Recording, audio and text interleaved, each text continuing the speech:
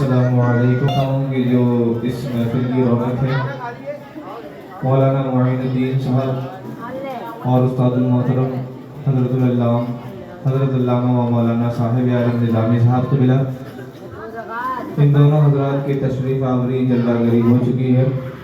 یہ دونوں کمرے میں موجود ہیں اور کچھ دیر کے بعد یہ رونقیں بزم بھی ہوں گے اور آپ انہیں سماعت کریں گے۔ السلام علیکم ورحمۃ اللہ تعالی وبرکاتہ۔ وعلیکم السلام۔ جھوم کے درود پاک نذرانہ پیش کرو اور پڑھے باوز بلند۔ اللہ رب محمد صلی اللہ علیہ وسلم نحن بعد محمد صلی اللہ علیہ وسلم صلو علیہ صلاۃ و سلام علیک یا رسول اللہ صلی اللہ تعالی علیہ وسلم۔ منقبت غوث اعظم کے چند اشعار ملاحظہ فرمائیں کہ واہ کیا مرتبہ اے غوث ہے پہلا تیرا، واہ کیا مرتبہ اے غوث ہے بالا تیرا، واہ کیا مرتبہ اے غوث ہے بالا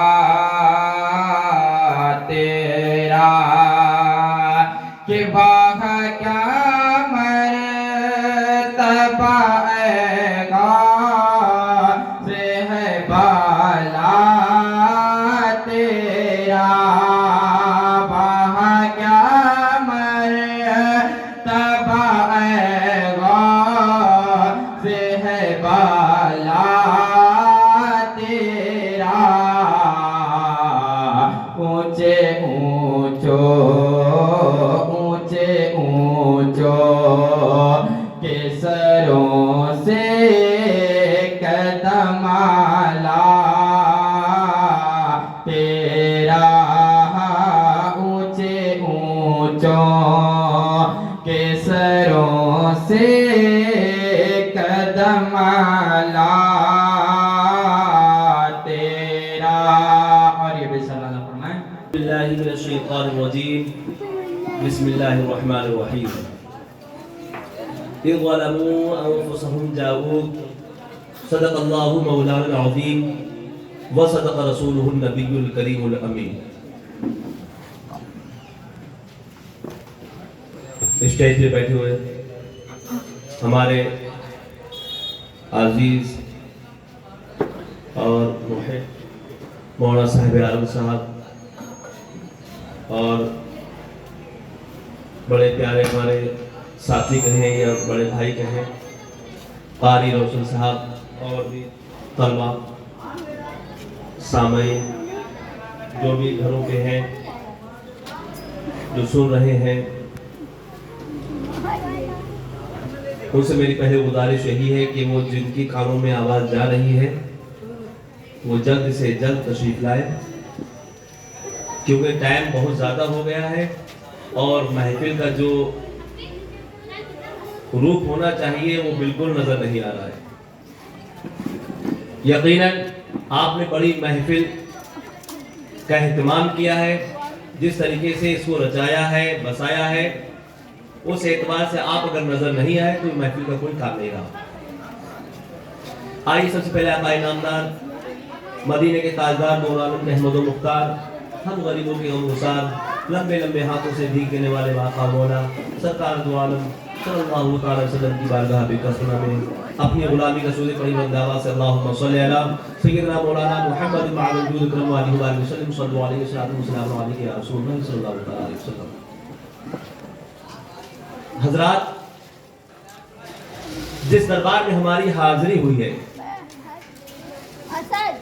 ہماری سے مطلب یہ کہ ہم سب لوگ جو حاضر ہوئے ہیں، معلوم یہ ہونا چاہیے کہ آج ایسے بزرگ کی بارگاہ میں حاضر ہوئے ہیں جنہوں نے اپنی ساری زندگی اللہ کی خوشنودی میں صرف کر دی۔ آج ہم ان کو جانتے بھی نہیں ہیں، ان کی داستان سے واقف نہیں ہیں، ہم کیا اس میں بہت سے لوگ ہیں جو ان کی داستان سے واقف نہیں ہوں گے۔ بس اتنا پتا ہے کہ اللہ अल्लाह के नेक महबूब बंदे, और जो अल्लाह के नेक महबूब बंदे होते हैं यकीनन अल्लाह की जानिब से वो मोहब्बत पैदा हो ही जाती है। आज हम लोग उनकी ओर से में हाजिर हैं। अल्लाह हमारी हाजिरी को अपनी बारगाह में कबूल फरमाए और इन बुजुर्गान दीन का तुफैल सदका इस तरीके से तमाम जो लोग बैठे हुए हैं और जो अकीदत रखते हैं उन सब पर फायद फरमाए। हजरात, आपने देखा होगा कि अल्लाह रब्बुल इज्जत ने बेशुमार मखलूक को पैदा फरमाया। ऐसी वैसी मखलूक नहीं, दुनिया में कोई भी चीज अल्लाह ने अगर पैदा की है वो किसी न किसी काम के लिए पैदा की है। एक दीवार पर चलती छिपकली को देखा, मूसा अलैहिस्सलाम ने अर्ज किया, मेरे मौला इस छिपकली को तूने किस लिए पैदा फरमाया? तो अल्लाह रब्बुल इज्जत ने इरशाद फरमाया, ऐ प्यारे करीम, अभी थोड़ी देर पहले छिपकली ने मुझसे पूछा था, ऐ अल्लाह करीम तूने मूसा को किस लिए पैदा फरमाया? तो प्यारे करीम, जैसे मैंने तुझे किसी काम के लिए पैदा फरमाया इसी तरह इसको भी किसी काम के लिए पैदा फरमाया। तो हर चीज अल्लाह रब्बुल इज्जत ने कोई बेकार नहीं पैदा की है, उसकी हिकमत है पैदा करने में।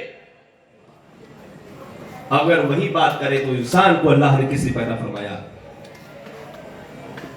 आइए कुरान की जुबान में समझते हैं कुरान क्या कह रहा है कि इंसान को अल्लाह ने किस लिए पैदा फरमाया है। यहां पर हाजिरी देने के लिए नहीं पैदा किया है, किसी को तुम हाजिरी दो हमारे पैदा करने का हक अदा हो गया। हमें इसलिए नहीं पैदा किया है कि हम हफ्ते भर में आए और बुजुर्गों की बारगाह में फातिहा दे, हमारा हक अदा हो गया। हरगिज़ नहीं। अल्लाह ने अगर इंसान को पैदा किया है तो जरूरी किसी ने किसी काम के लिए पैदा किया है। जब अल्लाह ने हर चीज को पैदा की है, अल्लाह ने हर मखलूक को पैदा किया है, हर मखलूक किसी न किसी काम के लिए पैदा की गई है, तो इंसान भी किसी काम के लिए पैदा किया गया है। तो मालूम ये हुआ, कुरान हमें ये बता रहा है, वमा खलक़तुल जिन्ना वल इंसा इल्ला लियअबुदून, मैंने जिन्नो इंसान को इसलिए पैदा किया है कि वो मेरी बंदगी करे, मेरी इबादत करे।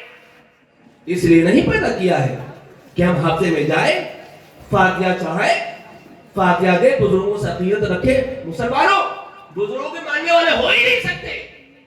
जो अल्लाह का मानने वाला होगा, जो अल्लाह के नेक महबूब बंदे का मानने वाला होगा, उसके नक्शे कदम पे चलने वाला भी होगा, उसके नक्शे कदम को अपनाने वाला भी होगा।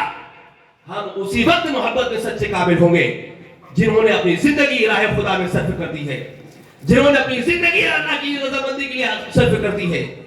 तो यकीनन आज हमारी भी जिंदगी अल्लाह की उस मकबूलियत के लिए सर्फ होना चाहिए। मगर अफसोस की बात है, इंसान ने सिर्फ अपने जिम्मे 4 काम समझा है, कमाना, खाना, रात को सो जाना, जिंदगी गुजार के मर जाना। कितने काम समझे? सिर्फ 4 काम। कौन से? कमाना, खाना, रात को सो जाना, जिंदगी गुजार के मर जाना। मुसलमानों, यही काम हैवान भी करते हैं। अगर इंसान यही काम करेगा तो इंसान और हैवान में कोई फर्क न रहा। तमीज गैर ज्यादा में कोई तमीज न रही, साहिब अक्ल बेअक्ल में कोई इम्तियाज न रहा। इंसान तो अशरफुल मखलूकात है, किसी अशरफ काम के लिए पैदा की गई है। आओ अल्लाह की बारगाह में अर्ज़ करते हैं, किसी शायर ने कहा था, जिंदगी आमद बनाए बंदगी, जिंदगी बेबंदगी शर्मिंदगी। जिंदगी तो वो जिंदगी है जिसमें बंदगी हो, वो जिंदगी जिंदगी नहीं जिसमें बंदगी ना हो।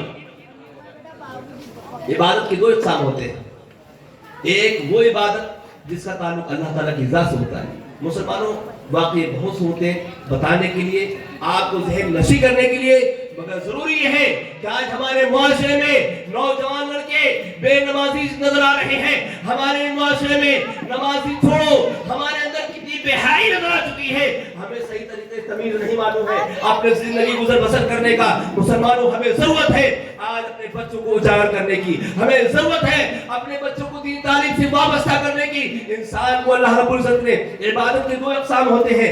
एक वो इबादत जिसका ताल्लुक अल्लाह ताला की ज़ात से होता है, जैसे नमाज पढ़ना, रोजा रखना, ज़कात देना, हज करना, अमल सालेह करना, ये सारे ताल्लुक अल्लाह की ज़ात से ताल्लुक रखते हैं। और एक वो इबादत होती है जिसका ताल्लुक अल्लाह से नहीं होता है, अल्लाह की मखलूक से होता है, जैसे अजीज़ा तारिब का हक अदा करना, माँ बाप का हक अदा करना, पीर मुर्शिद का हक अदा करना, भाई का हक अदा करना, बहन का हक अदा करना, ये सब ताल्लुक अल्लाह की मखलूक से है।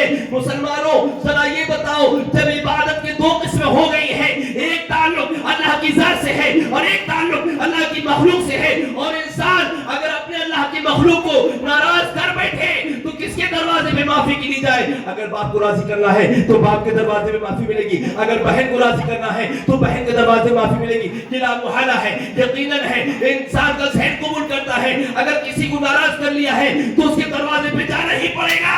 मगर जब मौला को राजी करने की बात आती है तो अल्लाह इरशाद फरमाता है, ये गुलाम फसहुम जाओ, अगर तुम मुझे राजी करना चाहे तो मेरे महबूब के दरवाजे पर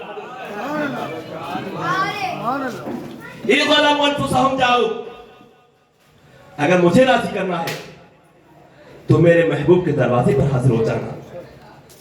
फलसफा समझ में नहीं आया।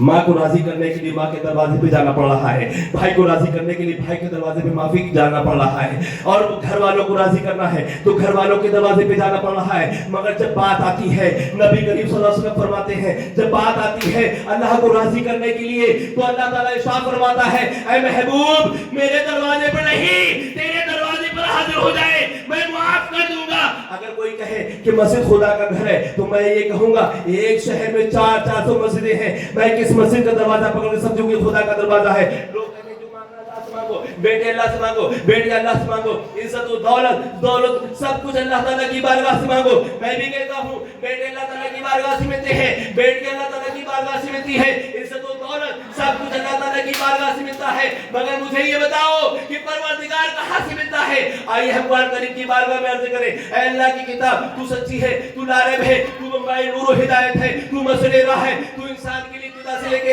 महल तक है, इमाम की गोद से लेके कब्र की कोठी तक है। तू ही बता अल्लाह की पाक किताब, अगर मुझे किसी को राजी करना है तो उसके दरवाजे पे चले जा रहे हैं और उसकी रज़ामंदी हासिल हो जा रही है। मगर जब खुदा को राजी करने की बात आती है तो अल्लाह ताला की पाक किताब से जो जवाब मिलता है, ये ग़लम अनफुसहुम जाऊ, अगर तुम अपनी माँ अपनी जान पर जुल्म करके खुदा को नाराज कर बैठे हो तो नबी की बारगाह में हाजिर हो जाओ। ये फलसफा समझ में नहीं आ रहा है, अल्लाह को राजी करना है, नबी की बारगाह में हाजिर हो जा रहे हैं। मुसलमान एक हदीस की रोशनी समाप्त फरमाए, उससे सारा फलसफा अल्लाह की इबादत है, नमाज पढ़ना अल्लाह की इबादत है, ज़कात देना अल्लाह की इबादत है, हज करना अल्लाह की इबादत है।